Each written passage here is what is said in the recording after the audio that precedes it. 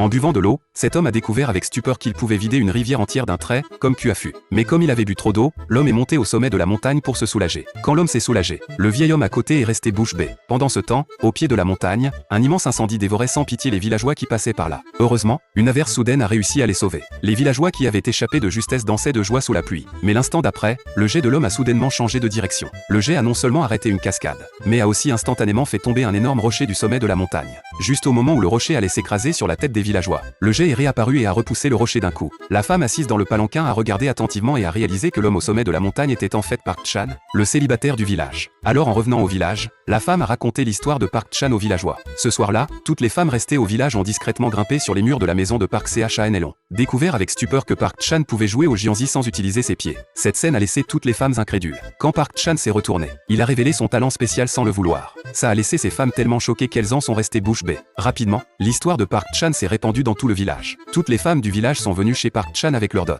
Le lendemain, quand Park Chan s'est réveillé, il a découvert que sa cour était complètement remplie de dots.